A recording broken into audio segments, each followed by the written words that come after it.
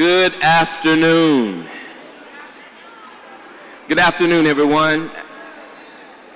I hope that you guys have been having a fantastic time. I had a great session this afternoon, and I'm gonna tell you, I have been fired up, inspired, and enlightened, and I hope that this conference has done the same thing for you.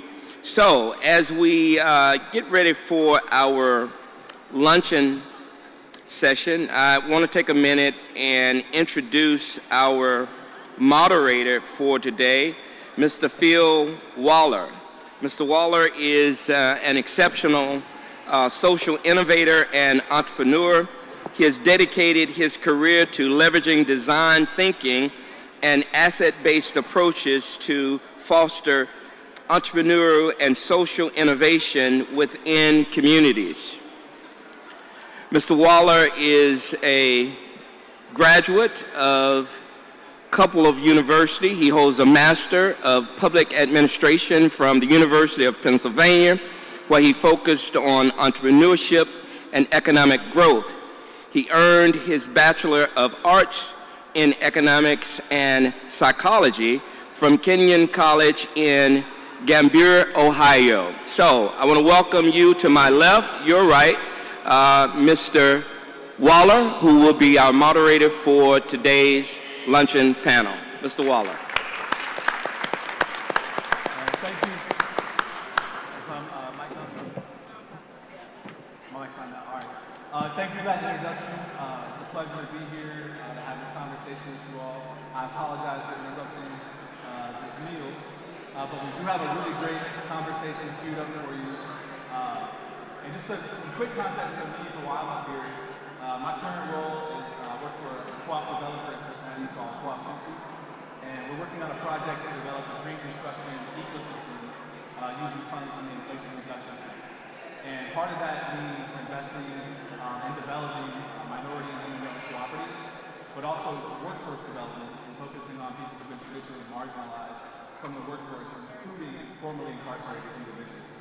So this is a topic that's new to my work, but very relevant to my work, and I'm excited to learn more about it from our two amazing panelists. So I just want to introduce them real quick and then let you guys say some more about y'all's backgrounds. So first, on the far right, we've got Kevin Reese.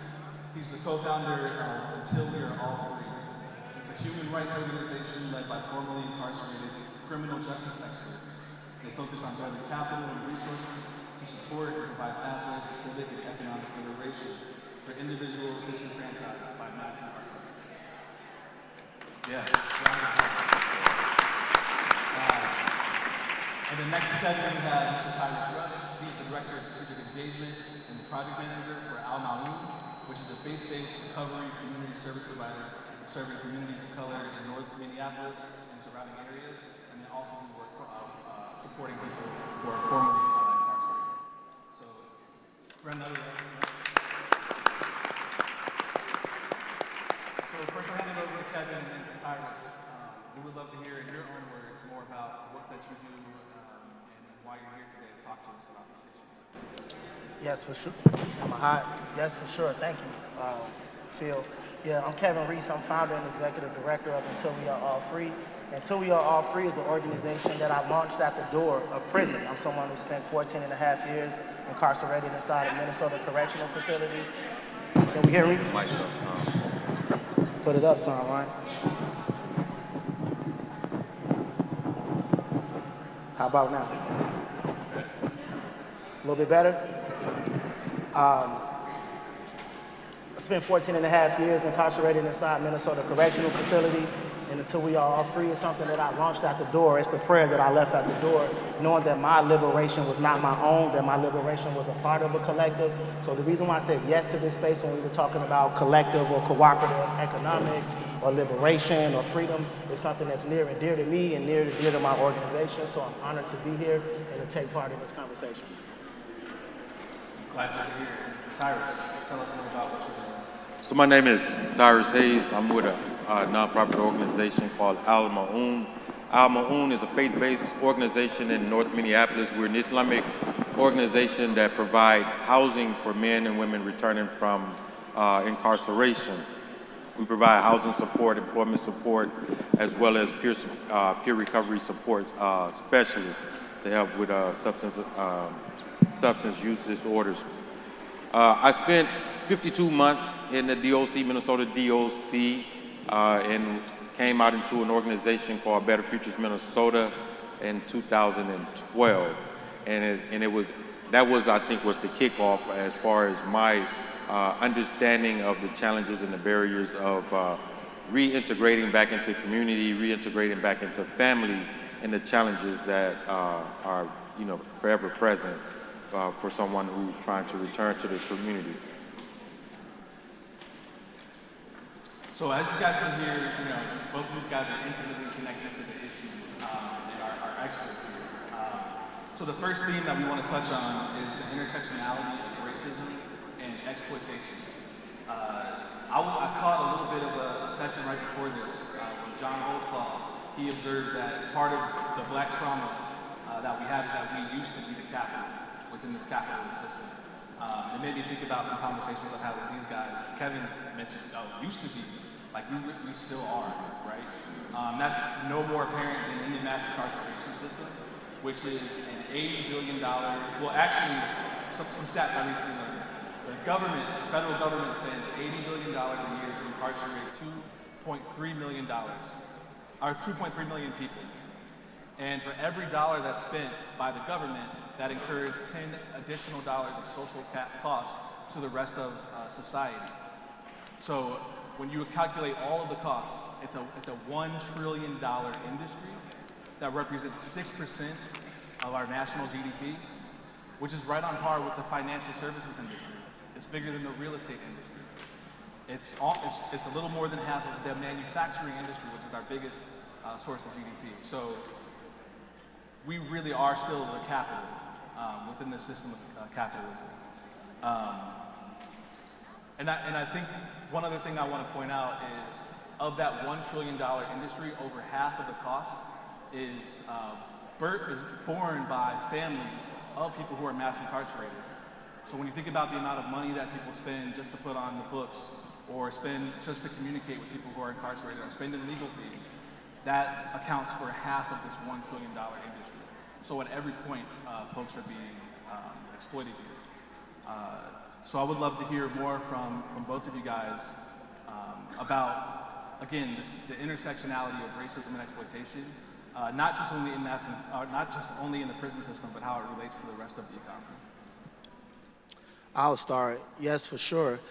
I'm glad that you said that it's just not in the prison system or within the criminal legal system. It's also in reentry and reintegration. There's an entire industry that's dedicated to reintegration. I sit here right now on parole, which means my parole officer is getting paid right now for my body, sitting here talking to my folks, right? That there's an entire industry dedicated to track, monitor, figure out best practices, research this community. And on the back end of that, this community is not profiting nothing from it. This community is we still need to be the capital in order for those places to exist. So you see that in recidivism, you see that in the housing crisis, you see that in the lack of the holistic understanding and support that someone may need after such a horrendous experience of what mass incarceration is, because let's make no mistake about it. You did wrong to get there, if you were guilty, and what they do to your body when they get you there is also wrong. So when folks coming back into community, you are literally coming back from a huge traumatic experience, and there is no grace or space for that. It's actually capitalized off of. Whatever information you don't know, or whatever resources or access you don't have, you will be exploited for it, and it's still happening right now, here today. Yeah. Again, my name is Tyrus. I'm with Al Ma'un.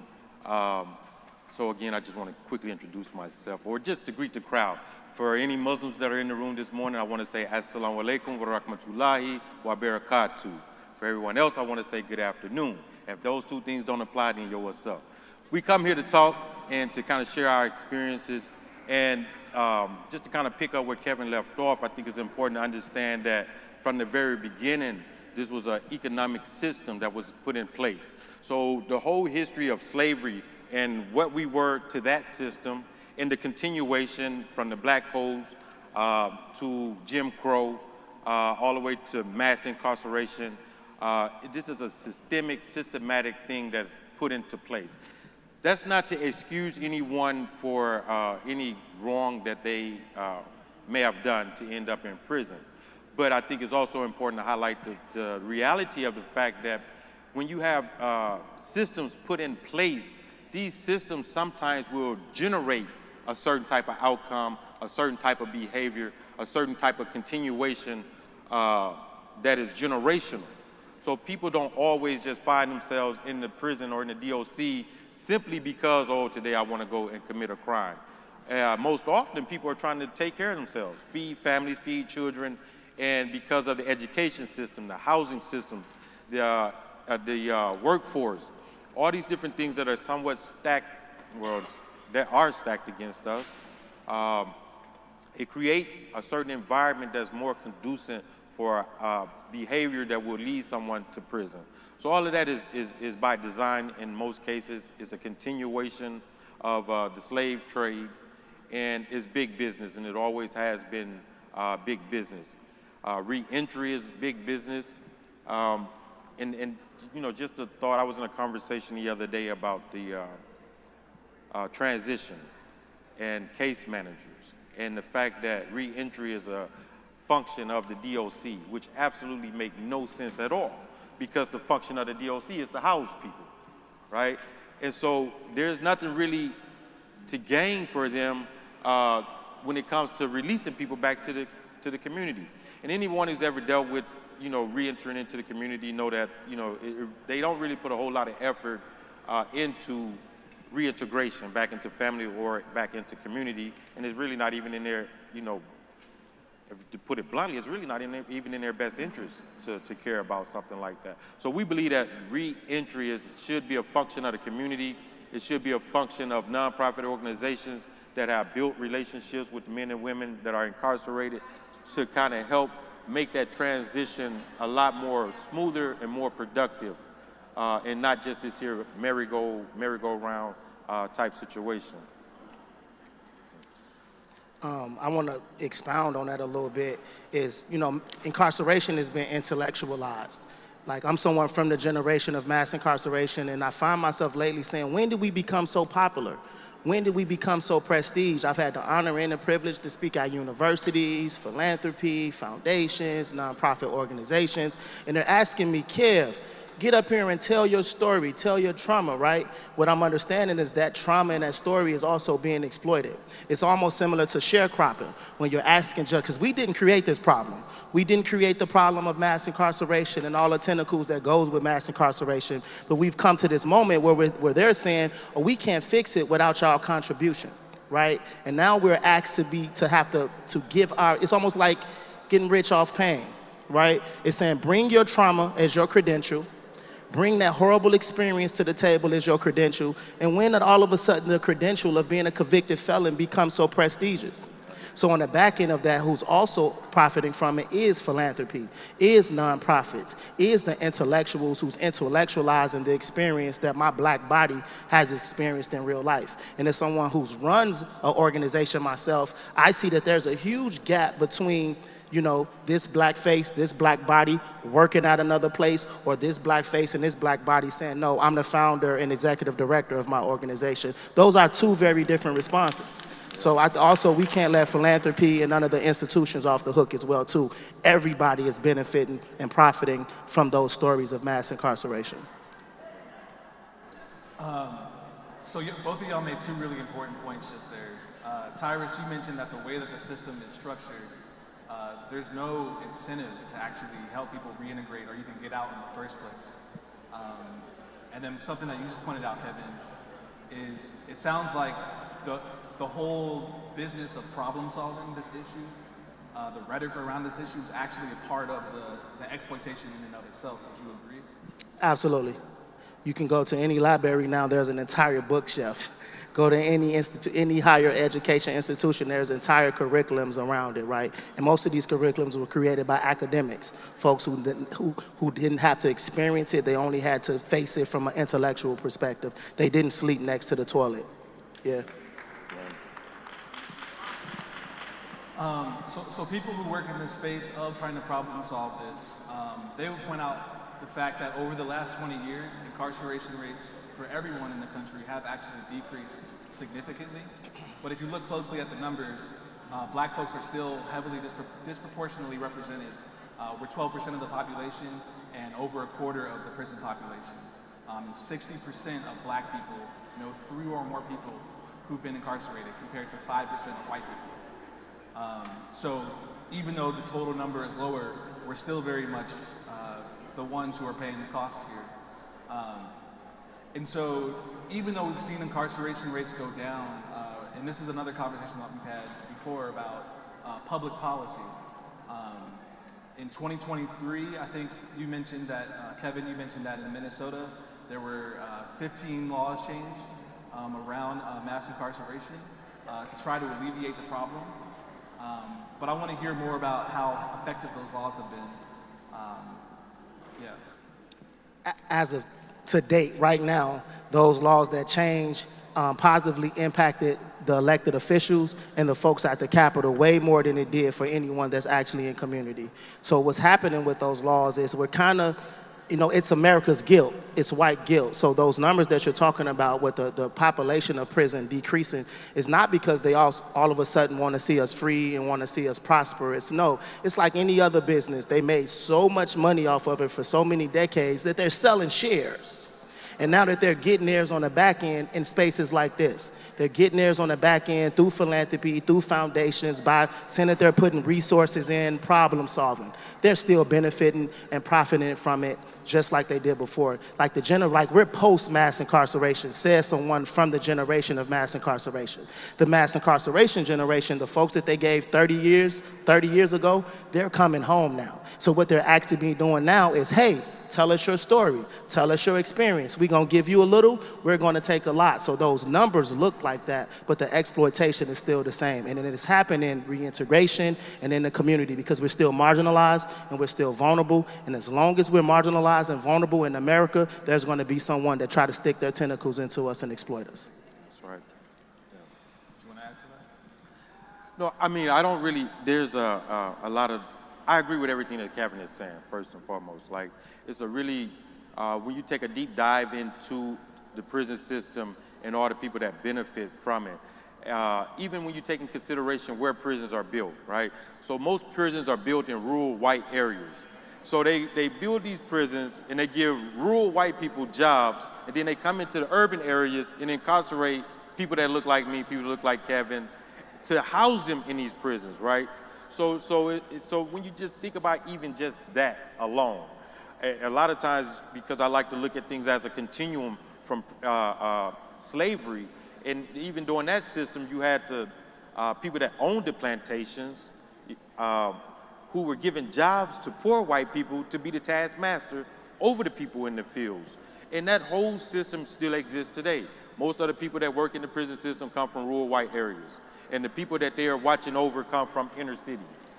So it's a very, like, when you take it, and there are, like you said, you go to the library, there's books on it, there's a lot of money being made off of it, TV shows, you name it. There are a lot of people that are benefiting from policies, procedures, and structural racism, discrimination, unfair policing that feeds into this system. And into the white guilt, you have those that are given, and I want to believe that there are some people that are genuine and sincere, but I think most of them, it all comes down to the bottom line and tax breaks and the likes.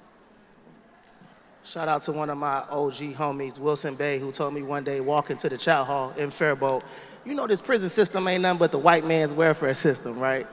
It was so true. It rang in my head when he said that. And to work inside of a prison or work inside of that place, you don't have to be the most highly educated or the most highly informed person. And for sure, none of those folks is trauma informed or culturally informed on how to work with the population of people that they have housed in those facilities. So it's absolutely a welfare system in a way for folks that want to exploit our community. So as we talked about how the incentives of the system are not aligned to end the system, and how public policy is a limitation as well. Two policies that we've talked about are one, housing policy as it pertains to people who've been formerly incarcerated, but also the, let me look at my notes. the felony murder law reform as it pertains to juvenile sentencing. So I know that both of you guys do work around issues of housing and issues of youth. And I would like to hear more about, again, the limitations of these policies and what more can be done around those particular issues as it relates to mass incarceration. There's this quote I read, and just to kind of paraphrase it, it kind of says that, you know, if the problem with black men is that we are locked up, then one of the problems with black women is that they're locked out, meaning out of the housing market. And it's really interesting, but because, you know, we tend to think of mass incarceration generally from a male perspective, not considering how many sisters are also experiencing this same type of trauma. And then when it comes to the housing space, we work, my organization, Al Ma'un, we provide housing, where we provide housing ourselves, but we also provide a housing navigation service.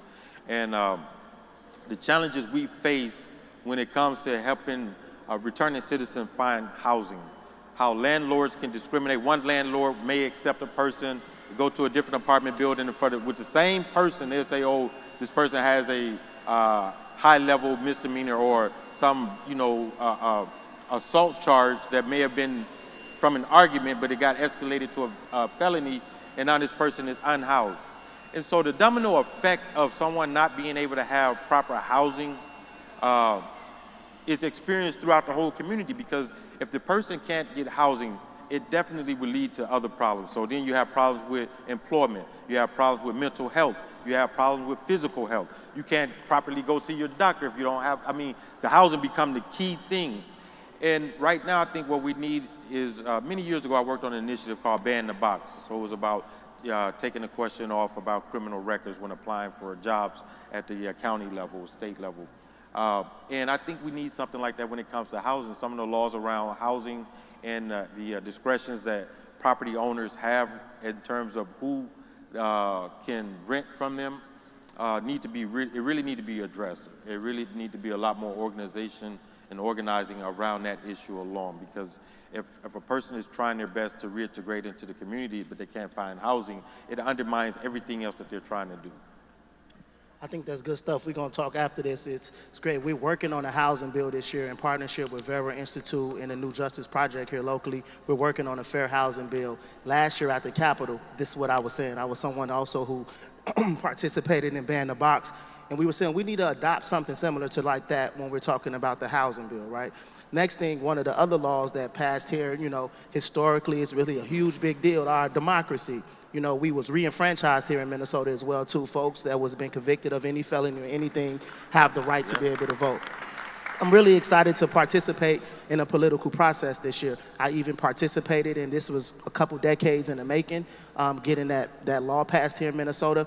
It was really great, but if you would have asked me, I'd have took reparations instead, because that voting bill did not address the historical, what it meant for all of those years that we were disenfranchised, for all of those years that we were marginalized. Just to what you're saying, I can vote, but I have no place to stay. Then where is my voting poll at? Where's my poll at then? So at my organization, that is one of the main issues that we still get every day when I'm tapping in with people saying, yeah, all of this is good, but I still have no place to stay. I have no place to call my own, which also ripple affects the way that you see yourself in community.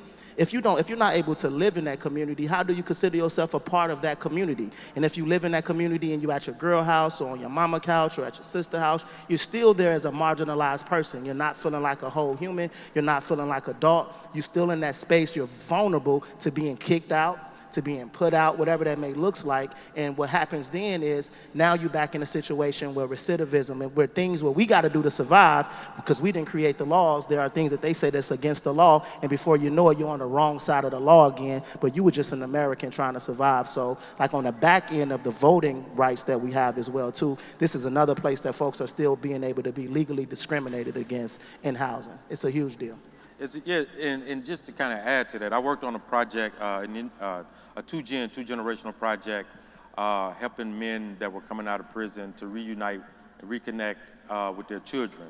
And this was with an organization, again, with Better Futures Minnesota. It was funded by Hennepin County. And some of the guys, you know, when they found places that would rent to them, it was places that they would say, man, I wouldn't even want to bring my kids here. So you're gonna put me right back in like the worst place to be, a place that would trigger my whatever past things, past addictions, past trauma, and then you telling me be a father and bring my children into this environment. We deal with landlords that will ask for 3 times the amount of for a security deposit than what they would ask someone else. So you already have people that are marginalized in terms of employment, in terms of pay rates, and then you ask them to pay 3 times as much on a security deposit. So it's madness.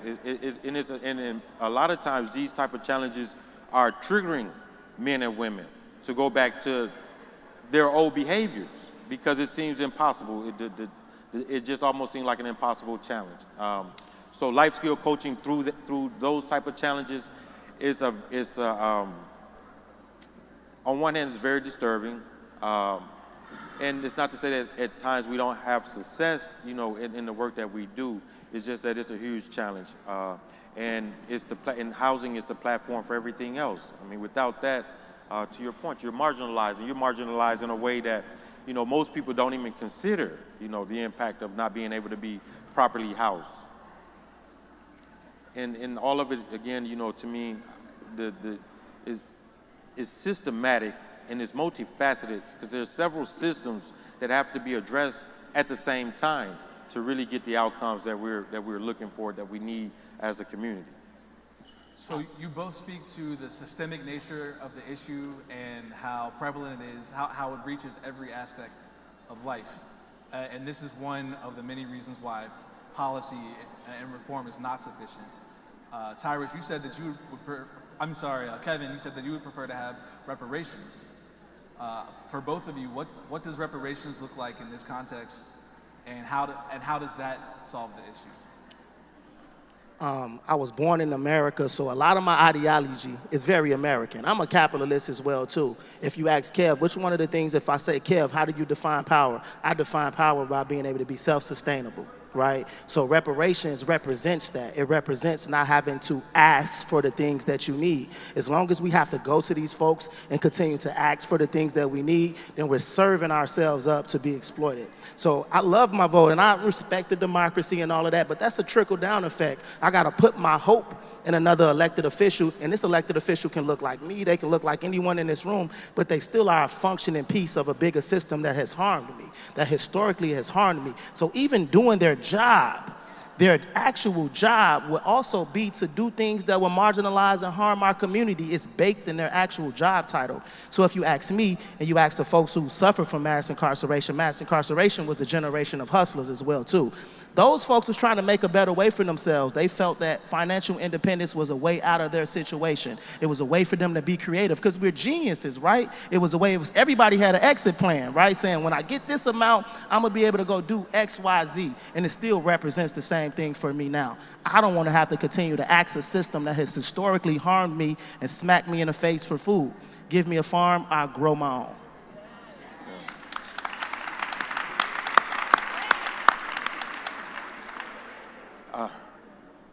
And me personally, when I sometimes just contemplate what does reparations means to me, how would I like to see reparations rolled out? Would I like to see a huge fat check come in the mail? Or what would be the best way to, for one, I think that every African-American child, young person in America should have free college at every university in this country as a part of that reparation. If you have the academic wherewithal to go to college and be successful, you should be able to go there tuition free as a form of the reparation. I also feel like there are certain tax breaks that all African Americans should get, and it should be a multi-generational thing as a way of addressing the reparation thing. I don't think necessarily getting a fat check, although that would be nice as well, will fully address the issue of reparation because too many of our schools need to be fixed. Too many of the hospitals in our communities need to be expanded upon and to provide better services. There need to be more mental health providers to help us deal with our trauma, and there need to be a greater access to education in this here country without coming out with the burden of debt for the next 20, 30 years of your life while you're trying to build a family and build a career. So those are just, for me, some of the things in terms of reparation and what it looked like and how it can have an impact on our community in terms of having access to proper health care, mental health care, and education. So the question, the issue, the idea of reparations really to me underscores that this is an economic issue at its core. And if folks did have the resources to tend to their own needs, there wouldn't be any more problems, right? Because we would have access to all of the other things that people need, as you guys are pointing out. This is a holistic issue. So while we sit here with bated breath, waiting for our fat check to arrive in the mail, or wait for our governments and nonprofits to provide services, I'm also thinking about the question of cooperative economics, which is the theme of this conference.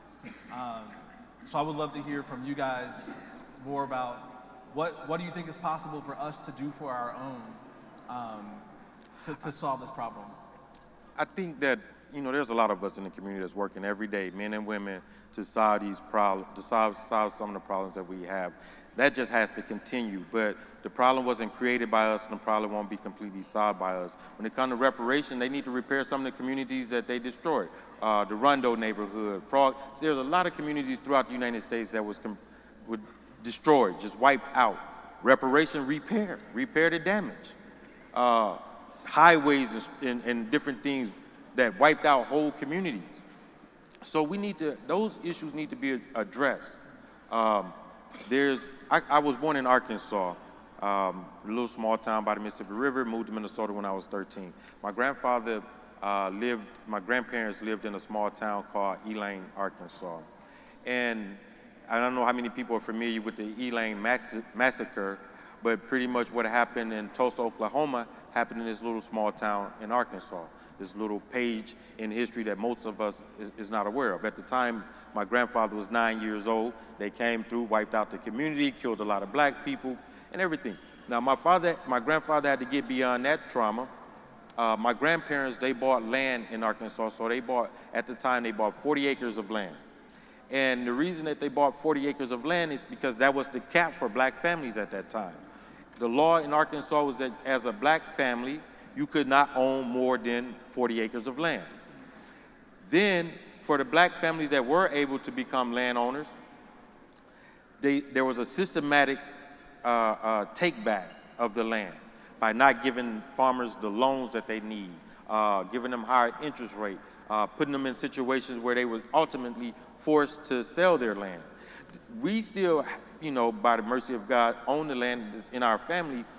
But what my grandmother had to do to make that possible is that because they couldn't get the loans that they need to keep the family farm running and things like that, they literally had to lease the land to white farmers to grow soybeans at like this. My grandmother got a check twice a year, a little bitty check, while this white family made money hands over fist every year off the land.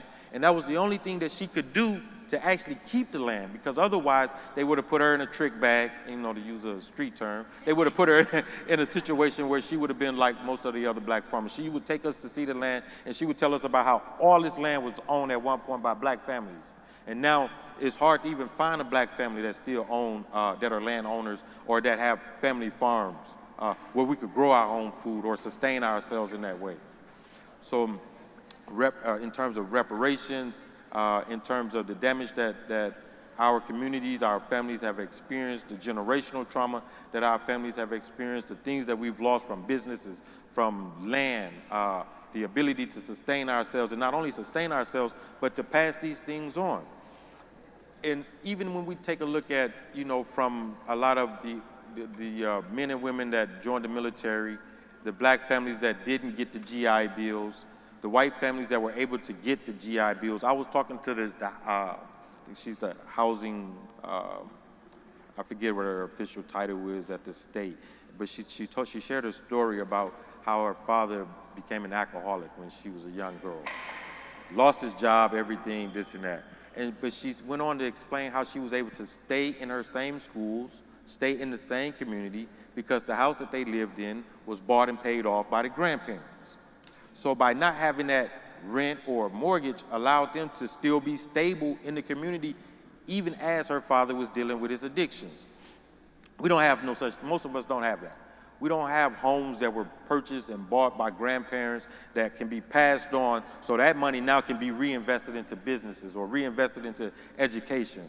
Most of us are starting from square one. Every generation, we're starting all over again. So, you know, to me, those are some of the things. Laws around housing. If you're going to invest money, you know, let's find some creative ways to give us money or a way into home ownership that relieves a lot of the financial burdens of getting into those homes to make up for all the generations that was locked out of those opportunities. I'm thinking about the history of intentional disenfranchisement and how we're still being disenfranchised. And so I'm wondering, even despite that, are there things that give either of you guys hope that we maybe have access to today to empower ourselves to not only address the issue of mass incarceration, but of how black folks are exploited across the economy? I know, Kevin, that you guys have a vision for economic development through your work. Yeah, for sure. A couple of things. First is healing justice. I would say I'm one of the first generations who had the right to be able to say, hey, I'm tired, right? My grandma and them, my mama and them, they didn't get as much space to be able to say I'm tired. I need a break from America. I need a break from capitalism. I need a break from all this exploitation. So I think we need to have an internal reckoning in our community. We need a break from white people. We need a break from whiteness. And we're I want to say we're one of the first generations to be able to say, hold on, can we get a break, America? We need a time to deal with ourselves internally. Also, there's mass incarceration happened to a generation of people. And all of those people is not saints. We also going to have a reckoning of what we've done to ourselves and what we continue to perpetuate in our own communities to ourselves. And in that conversation, we'll be able to take responsibility for ourselves, but we'll also be able to say who our true enemy is, right? This black on black violence is very new. This is very 40, 50 years old. I'm young, but I'm young enough to know that ain't a long time ago, right? That this is something that's very new. So we need a moment to be able to have a healing journey. So I would say that is a form of reparations that's free for us now. And our ancestors did pave the way for us to be able to have that space to say, no, not today. So that's really important. And at our organization, until we are all free, the whole entire vision and mission of our organization is a cooperative liberation tool, right? Because those folks, who was going to know best the struggles that we was facing, who was going to know best the dreams and the aspirations that our community was going to have, who was going to have to go learn best the folks that's going, you know, there was people that paved the way before me, and my organization is really important that we paved the way for folks coming behind us. So at our org, that's one of the things we do. One of our programs is we call it a 3L program, land, learn, and launch, and it's a safe place for you to land, to say, whatever that looks like for you. A safe place for you to learn. What is it, the information that you don't know? What are the relationships that you don't have?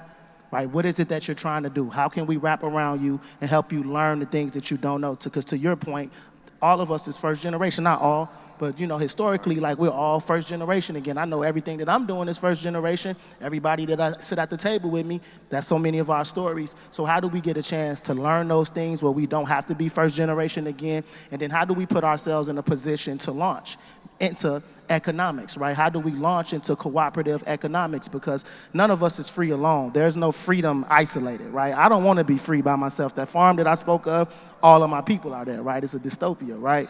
I don't want to be free alone. So I think it's really important that we take those steps. And one of the things that I do say now that I hold is my reparation tool is my right to heal, my right to build, and my right to feel, and my right to tell white people not today.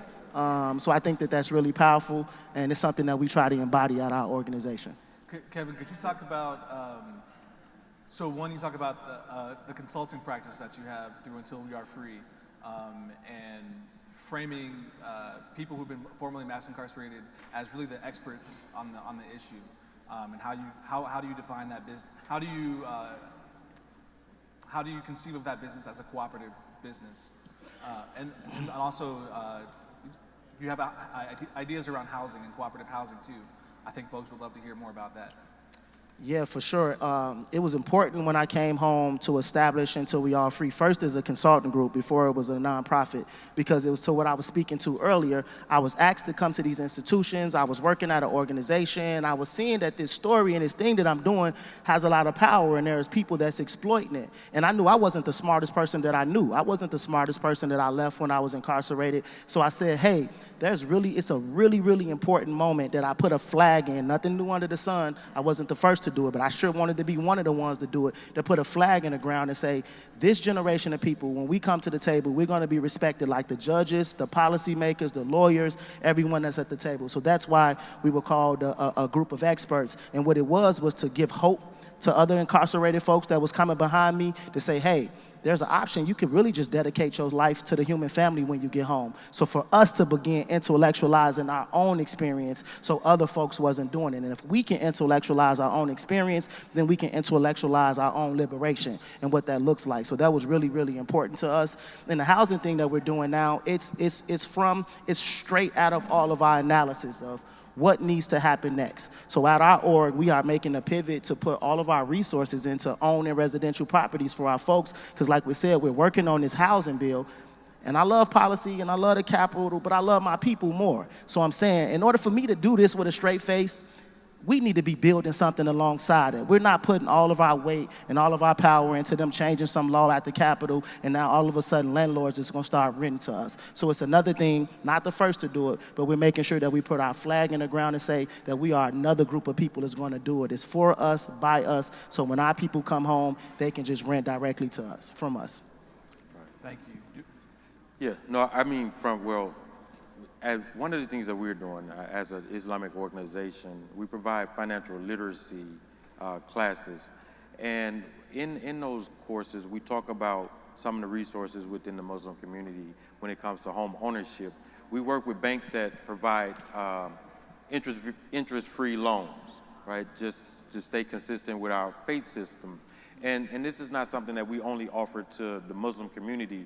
We offer it to the whole community, because whether you're a Muslim or you're a Christian or you don't have a particular faith at all, or you may have some other type of faith, we believe that these are institutions, and this is a different way of approaching home ownership. And part of it is, one of the biggest differences, that the institutions that actually, like Divine Bank, when they purchase a house with a homeowner, they're both tied together. So it's not now if you get a loan, a mortgage through Wells Fargo, if something happened, the house is foreclosed on, Wells Fargo has no skin in the game. They get their money either way, and you won't benefit anything from that. A lot of the Islamic financial institutions is more of a partnership. So they have, if the homeowner take a loss, they take a loss. When the homeowner gain, they gain. So without going into a lot of the details about it, we provide these options. We let people know that these options are available. And then one of the things that we try to do is take a holistic approach to the way that we do our, provide our services, taking into consideration that there's a spiritual need that has to be addressed. So with the trauma and everything else, we want to make sure that we're focusing on that, because in order for a person to be whole, in our opinion anyways, is that they have to have a spiritual foundation, they have to have community, they have to have the physical and mental piece taken care of, they have to have the financial piece taken care of, and they got to feel like a community. So there's a lot of opportunities, in my opinion, to work together, to collaborate within the faith community. Most black people are people of faith one way or the other. I grew up in the church. I later converted to Islam. But there's a lot of opportunities to actually work together and to pool our funds together, and to Kevin's point, to actually build for ourselves, to build properties and manage them. But, to just, be real about it is this here. We could build properties, we could do all of these things, and we need to do all of these things. But we have to address the trauma, we have to address the spirituality, because a lot of times we run into property owners that are willing to rent to people and will rent to people. And some of them have bad experience, and they say, I'm not doing it again. Sorry to cut you off. So we're getting to close to the end of our time here. So I just wanted to ask you, what's the best way for people to get in touch with you and get involved and to support the efforts that you're working on? And then the same question to you, Kev. Our website is Al Maun. It's spelled A-L space M-A-A-U-U-N. Al Maun is roughly translated as meeting the neighborly needs. You can go to our website or our Facebook. We're located in the heart of North Minneapolis, right on the, we started out in the mosque on 17th and Lindale, right behind Cub Food, for anybody that's familiar with North Minneapolis. So the best way is to just go onto the website and you'll see all the different services that we provide, from employment to our mentorship programs, housing program, reentry program, chemical dependency programs. So that would be the best way to go about getting in touch with me. It's A-L space M-A-A-U-U-N, and it's pronounced Al Maun. And you can go on there and you'll see all the different services that we provide to the community. Is that .com, .org? .com for the website. Yeah. Similar, you can reach me at uwaaf.com. You can find us on Facebook, on Instagram. I want to just take a moment to say shout out to all the black folks in this room that I don't know, right? That's right. This is, I'm from here, feel privileged to know a lot of amazing folks, but it's great to be in a room with black folks that I don't know, which it's a myth buster as well too. So I hope to hear from some of you all. I love to shake some hands and meet some of y'all intentionally. We from this community, but uwaaf.com, and it's Until We Are All Free on Facebook and Instagram. Kevin Reese, just tap in with me. Stay with sir. Thank you both for an excellent discussion. Thank you both for an excellent discussion. Thank y'all.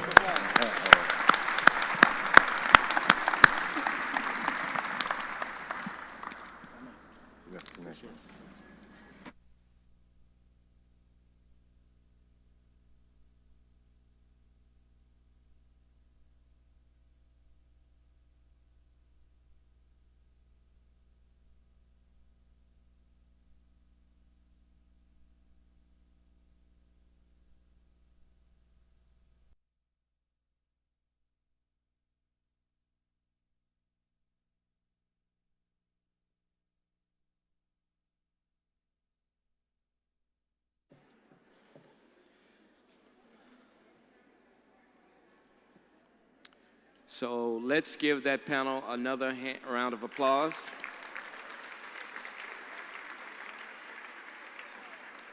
So a couple of quick things before you depart for your afternoon session.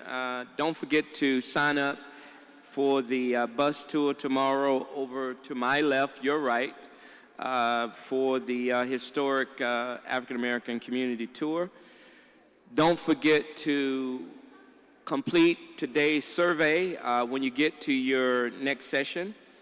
The third item is the 1:30 session on empowering Black-led social impact has been merged with managing resources for prosperity, and that will be in the Riverview room.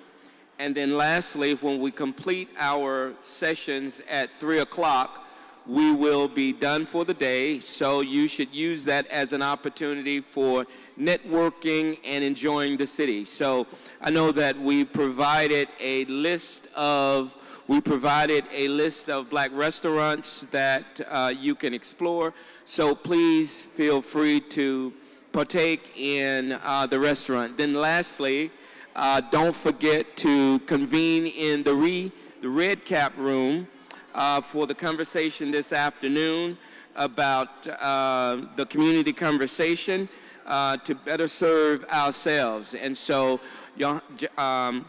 Johan will be leading that discussion in the Red Cap room at 3:30. So please make sure, for those of you who are interested in follow-up, to make sure you are available for that. And as soon as you finish with the Red Cap room and that particular session, enjoy being in St. Paul and enjoy your evening. God bless you and have a good evening.